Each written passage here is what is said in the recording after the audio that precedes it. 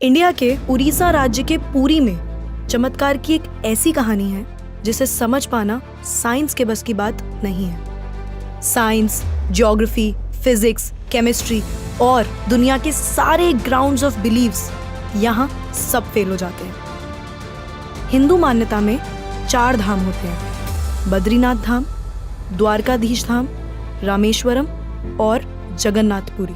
और ये कहानी है जगन्नाथपुरी की, जहाँ पे आज भी श्री कृष्ण का वास्तविक दिल धड़कता है। इस मंदिर के कुछ ऐसे रहस्य हैं जिनके बारे में सुनकर किसी के भी होश उड़ जाएंगे। वेस्टर्न कल्चर फॉलो करते करते हम एक ऐसे मोड़ पे तो आ चुके हैं जहाँ लोग भगवान के होने ना होने पे सवाल उठाने लगे हैं। पर यही सवाल अब मैं आपसे इस वीडियो के बाद पूछूंगी। आइए देखते हैं। हर मंदिर में जहाँ मूर्तियां मेटल या स्टोन से बनती हैं, वहीं जगन्नाथ मंदिर में भगवान की मूर्तियां लकड़ी से बनी हुई हैं। ऐसा क्यों? आइए बताती हूँ। 3102 बीसी में जारा नाम के एक शिकारी ने शिकार करते हुए गलती से तीर श्री कृष्ण के पैर पे चला दिया, जिससे श्री कृष्ण की मृत्यु हो गई। जारा ने श्री कृष्ण का देह संस्कार किया पूरे रीति रिवाजों के साथ। पर जब उनकी चिता शांत हुई तो जारा ने देखा कि एक चमकने वाली मेटल की चीज अभी तक जली नहीं थी। जारा को ये समझ नहीं आया था कि ये है क्या, तो उसने उसे उठाया और उसे बेचने निकल गया। पर उसको खरीदना तो दूर, किसी ने उसे हाथ भी नहीं लगाया। फिर आखिरकार जारा ने हार थक कर उस मेटल की चीज को एक लकड़ी पर रखा और उसे पानी में बहा दिया। गुप्त साम्राज्य के समय अवंती के राजा इंद्रद्युम्न, जो कि विष्णु जी के बहुत बड़े भक्त थे, उन्हें एक दिन सपने में आकर विष्णु जी ने एक नदी में डुबकी लगाने को कहा और ये भी कहा कि एक लकड़ी के तने में तुम्हें उस नदी में मैं मिलूंगा। इस सपने को देखकर अगले ही दिन राजा डुबकी लगाने चले गए। डुबकी लगाते वक्त राजा को नदी में थोड़ी ही दूर एक लकड़ी का तना भी दिखा। बिना देर किए राजा तने तक पहुंचे और उस तने को महल में ले आए। फिर राजा ने कुछ बहुत नामी काश्तकारों को बुलाया, पर उनमें से कोई भी उस लकड़ी से एक मूर्ति नहीं बना पाया। कई दिन बीत जाने के बाद एक काश्तकार महल में आया और उसने राजा से कहा कि ये मूर्ति मैं बनाऊंगा, पर मेरी एक शर्त है।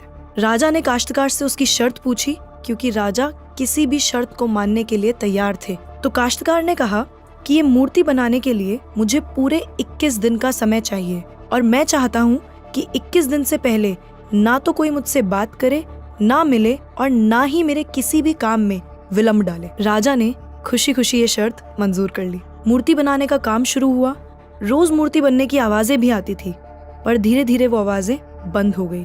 अवंती की रानी को लगा कि शायद भूख प्यास से काश्तकार मर चुका है, इसीलिए उन्होंने जहाँ मूर्ति का काम चल रहा था उस कमरे के दरवाजे को खुलवाने की जिद की और राजा को उनकी बात माननी पड़ी। जैसे ही दरवाजा खुला तो उन्होंने ये देखा कि वहां कोई काश्तकार था ही नहीं। सिर्फ और सिर्फ 3 मूर्तियां थी: भगवान जगन्नाथ, उनके भाई बालभद्र और उनकी बहन सुभद्रा। और उसी जगन्नाथ जी की मूर्ति में वो मेटल वाली चीज भी रखी गई थी, जो कि कुछ और नहीं, श्री कृष्ण का धड़कता हुआ दिल था। ये कोई नॉर्मल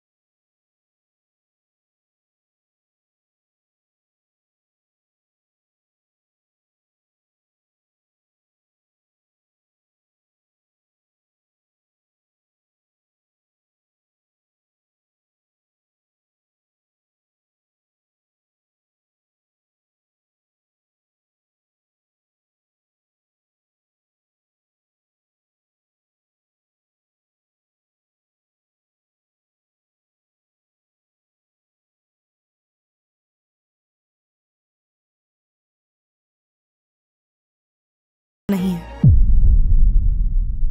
इस मंदिर के ऊपर एक झंडा है जो साइंटिफिक लॉ के बिल्कुल विपरीत चलता है। जैसे कि हमें पता है कि जिस डायरेक्शन में हवा चलती है पतंग भी उसी डायरेक्शन में उड़ती है और झंडा भी उसी डायरेक्शन में उड़ना चाहिए। पर जगन्नाथ मंदिर के इस झंडे की बात बिल्कुल अलग है। ये हमेशा हवा के ऑपोजिट डायरेक्शन में उड़ता है। क्यों और कैसे आज तक कोई समझ नहीं पाया। इस झंडे के साथ एक और खास बात है कि इसे रोज बदलना पड़ता है। इसीलिए मंदिर के पांडु 214 फीट ऊपर लगे इस झंडे को रोज चढ़कर बदलते हैं, क्योंकि कहा जाता है कि अगर किसी दिन ये झंडा नहीं बदला गया तो मंदिर 18 सालों के लिए बंद हो जाएगा। मंदिर में आए भक्तों के बीच रोज प्रसाद बांटा जाता है। उनके लिए वो प्रसाद बनाया जाता है और जगन्नाथ मंदिर में होने वाली हर चीज में कहीं ना कहीं भगवान की कोई ना कोई लीला छुपी है। मंदिर में रोज 500 लोगों के लिए प्रसाद बनता है और कभी कभी भक्तों की संख्या हजारों में भी चली जाती है। पर जगन्नाथ मंदिर में भक्तों के लिए प्रसाद कभी कम नहीं पड़ा। दिन भर मंदिर में प्रसाद बांटा जाता है, पर कहते हैं कि आज तक इस मंदिर में एक भी दाना प्रसाद ना कम पड़ा है और ना ही व्यर्थ गया है। पर ऐसा एस्टिमेशन इंसानों के लिए करना तो बहुत ही मुश्किल है। और ये बात यहीं खत्म नहीं होती। प्रसाद बंटने की मिस्ट्री तो है ही, उससे बड़ी मिस्ट्री है प्रसाद बनाने की। लकड़ी की आग पे 7 मिट्टी के बर्तनों को एक के ऊपर एक रखकर प्रसाद बनाया जाता है। साइंस और लॉजिक्स कहते हैं कि सबसे पहले सबसे नीचे वाले बर्तन का प्रसाद पकना चाहिए। पर पुरी के जगन्नाथ मंदिर में साइंस और लॉजिक्स नहीं चलते। इन 7 बर्तनों में सबसे पहले सबसे ऊपर रखे जाने वाले बर्तन का प्रसाद पकता है, फिर उससे नीचे वाले बर्तन का, और ऐसे ही सबसे नीचे रखे बर्तन का प्रसाद सबसे आखिरी में पक के तैयार होता है। हाँ, मुझे पता है आपको भी अभी कुछ नहीं समझ आ रहा होगा। इसे आज तक कोई नहीं समझ पाया। इस मंदिर की खूबसूरती शब्दों में नहीं बताई जा सकती। इतना बड़ा मंदिर इतने सालों पहले बिना किसी टेक्नोलॉजी के कैसे बनाया होगा। पर क्या आपको पता है 214 फीट के इस मंदिर की डोम की परछाई आज तक कभी बनी ही नहीं। Are you shocked? You must be, but it is true. Jagannath Puri temple के डोम्स की शैडो बनती ही नहीं है कभी भी, at any time of the day. और हमारी फेवरेट साइंस इस बात का भी लॉजिक नहीं ढूंढ पाई। The mystery is not over here. जैसा कि हमें पता है कि कुछ buildings, architectures and areas no fly zones होते हैं, मतलब वहाँ ड्रोन्स, एयरप्लेन्स या कोई भी मैन मेड फ्लाइंग ऑब्जेक्ट पहुंचाने की या उड़ाने की परमिशन नहीं है। पर पक्षियों को तो हम नहीं रोक सकते, उन्हें समझाना तो बहुत मुश्किल है ना। पर अगर हम जगन्नाथ टेम्पल की बात करें तो वहाँ पे ऐसा कुछ है जो शायद पक्षियों को पता है और हमें नहीं, क्योंकि इस मंदिर के ऊपर कोई भी ड्रोन, कोई भी एयरप्लेन या कोई भी पक्षी कभी उड़ता ही नहीं। आपने देखा होगा ना मंदिर के डोम्स पे या बड़ी बड़ी बिल्डिंग्स पे बर्ड्स को बैठे हुए। कभी जगन्नाथपुरी जाएंगे तो देखिएगा that birds don't rest on the roof of Jagannath temple. आप कभी भी किसी भी पक्षी को जगन्नाथ टेम्पल की छत पे या उसके डोम्स पे बैठा हुआ नहीं देखेंगे। पर कंफ्यूज करने वाली बात यह है कि कैसे एक बेजुबान पक्षी ये जानता है कि इस मंदिर के ऊपर से उड़कर नहीं जाना। All of these things sound so exciting, right? अगर आपको ये कहानी जानने में और सुनने में मजा आ रहा है और आप ऐसी ही नई नई चीजें और कहानियां जानना चाहते हो तो नेकेड ट्रुथ को सब्सक्राइब करना मत भूलना। हम आपके लिए बार बार कुछ नया लाते रहेंगे।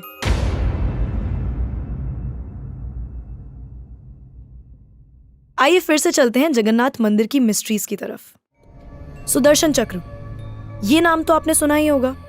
सुदर्शन चक्र भगवान विष्णु का अस्त्र है। ये अधर्म का विनाश करता है। जगन्नाथ मंदिर के टॉप पे एक सुदर्शन चक्र है और उसे आप जिस भी डायरेक्शन से देखोगे उसकी फेसिंग आप ही की तरफ होगी। भगवान जगन्नाथ, जिनके नाम का मतलब ही जगत के नाथ हैं, इनके मंदिर में लाखों श्रद्धालु अपनी आस्था और प्यार भगवान के लिए लेकर आते हैं। पर इस मंदिर में सिर्फ हिंदुओं को दर्शन करने की अनुमति है। किसी भी और धर्म के इंसान को दर्शन बाहर से ही करवाए जाते हैं और दर्शन करवाकर भेज दिया जाता है। जैसे कि हमारी ex prime minister Indira Gandhi ji, वो भी जगन्नाथपुरी गई थी दर्शन करने, पर क्योंकि वो फारसी हैं और हिंदू नहीं और उन्हें उनका सरनेम फिरोज गांधी से मिला है, इसीलिए इंदिरा गांधी को भी दर्शन करने की अनुमति नहीं दी गई। सिर्फ यही नहीं, 2005 में थाईलैंड की प्रिंसेस महाचक्री सिंधोन को भी जगन्नाथ पुरी टेम्पल में एंट्री नहीं दी गई थी, क्योंकि यहाँ फॉरेनर्स अलाउड नहीं है। उनके लिए अरेंजमेंट्स की गई थी और दर्शन बाहर से ही करवाए गए। 12वीं सदी से बने हुए इस मंदिर को स्विट्जरलैंड की एक महिला ने 1,78,00,000 रुपए का चढ़ावा भी चढ़ाया। ये मंदिर में चढ़ाया गया अभी तक का सबसे बड़ा चढ़ावा है।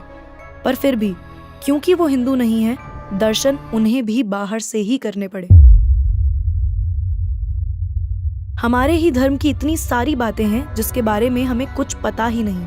हम आंखें बंद करके किसी भी कल्चर को, किसी भी ट्रेंड को फॉलो करते जा रहे हैं। हम भूल गए हैं कि हम एक ऐसे धर्म से जुड़े हैं जिसने दुनिया में संस्कृति, सभ्यता, परंपरा और संस्कार को हमेशा जिंदा रखा है। ये सनातन धर्म है और अब हमें धर्म को बचाना है। हर साल पुरी में जगन्नाथ जी की रथ यात्रा भी निकलती है। ये 9 दिन का त्योहार होता है जिसमें भगवान श्री जगन्नाथ, देवी सुभद्रा और भगवान बालभद्र को गर्भगृह से निकालकर रथ पर बिठाकर यात्रा करवाई जाती है। माना जाता है कि ये यात्रा इसलिए निकलती है क्योंकि भगवान इन 9 दिनों में प्रजा के बीच आकर प्रजा के सुख दुख को खुद देखते हैं और इस यात्रा में लाखों करोड़ों भक्तों की भीड़ हर साल इस यात्रा का हिस्सा बनती है। जगन्नाथपुरी मंदिर की मिस्ट्रीज यहाँ खत्म नहीं होती। और भी बहुत सारी कहानियां हैं जो हम नहीं जानते, जैसे कि हर साल भगवान 15 दिन के लिए बीमार पड़ते हैं और भक्तों के लिए मंदिर में दर्शन बंद कर दिए जाते हैं। पर बहुत कम लोग जानते हैं कि ऐसा क्यों होता है। वी होप आपको ये वीडियो देखकर अच्छा लगा होगा। तो अब मैं आपसे पूछना चाहती हूँ, आपको क्या लगता है, भगवान सच में होते हैं